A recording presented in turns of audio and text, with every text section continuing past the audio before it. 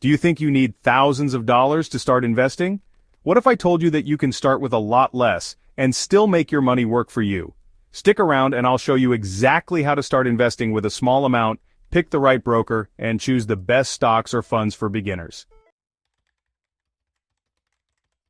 Okay, let's get real for a second. A lot of people think investing is only for the rich, or that you need to be some financial expert to even get started, but guess what? That's just not true. In this video, we're going to break down everything you need to know to start investing today, even if you don't have a ton of cash in your bank account. You're going to learn how much money you actually need to start, what factors you should consider when picking a broker, how to think when choosing stocks or funds, and a bunch of other tips that'll help you make smarter investment decisions. Ready? Let's dive in.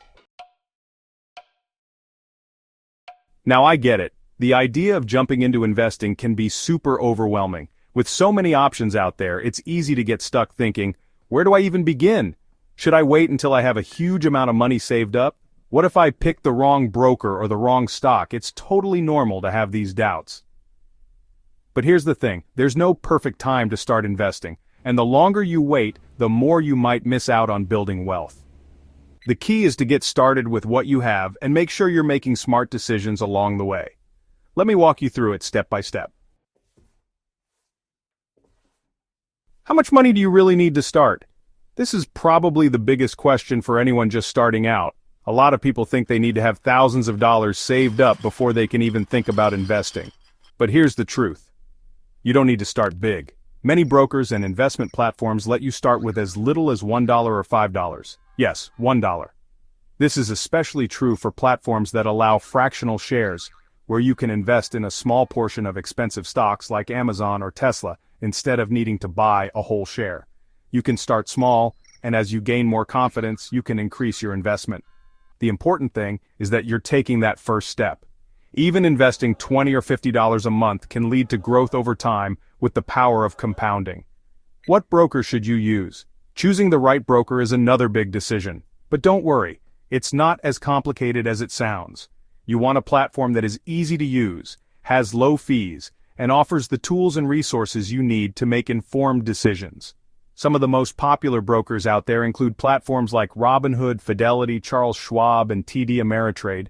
Here's the thing, each one has its pros and cons. Robinhood is great for beginners because it's easy to use and doesn't charge commissions on trades, but it's a bit limited in terms of research tools. Fidelity and Charles Schwab are great if you want more features like retirement accounts, and they offer more robust research tools. TD Ameritrade is solid for people who are a bit more serious about investing because it offers in-depth analysis and a ton of learning resources. When you're picking a broker, think about your goals. If you're just starting and want simplicity, go with something like Robinhood. If you plan on getting more serious with investing and want to dive deeper into research, a platform like Fidelity might be better. How should you think when choosing stocks or funds? Alright, now that you have your broker set up, it's time to choose your investments. This is where a lot of people get confused, especially when they start seeing a bunch of terms like ETFs, mutual funds, and stocks. But don't stress, you've got this. Here's how you should think about it. Risk versus reward. The first thing to think about is your risk tolerance. How much risk are you comfortable with? Stocks are typically riskier, but they have higher potential rewards. If you're new to investing, you might want to start with less risky options like ETFs or index funds. These funds let you invest in a broad range of companies, so if one company doesn't do well, it won't sink your whole investment. Diversification. This is a fancy way of saying don't put all your eggs in one basket. Instead of picking individual stocks, which can be volatile, you can invest in a diversified ETF or mutual fund that spreads your investment across different companies, sectors, or even countries. This reduces your risk and increases the chances of your investments growing over time. Long-term thinking. It's easy to get caught up in the hype of buying and selling stocks quickly, but for most people, the best strategy is to think long-term. Pick stocks or funds that you believe will grow steadily over the next 5, 10, or even 20 years. For example, investing in a low-cost index fund that tracks the S&P 500 can give you exposure to some of the biggest and most stable companies in the market. Start with what you know. Another tip for beginners is to invest in what you already understand. For example, if you use a lot of Apple products, it might make sense to invest in Apple stock. If you're passionate about clean energy, consider ETFs or stocks focused on renewable energy companies. Starting with what you know makes it easier to follow and understand the market. Other tips to keep in mind. Don't try to time the market. A lot of beginners think they can time the market, buying when the market is low and selling when it's high. The truth is, even experts struggle with this. The best thing you can do is invest consistently and let your money grow over time. Automatic contributions. One way to make sure you're always investing is to set up automatic contributions to your investment account. This way, you'll invest without thinking about it, and you won't be tempted to spend the money elsewhere.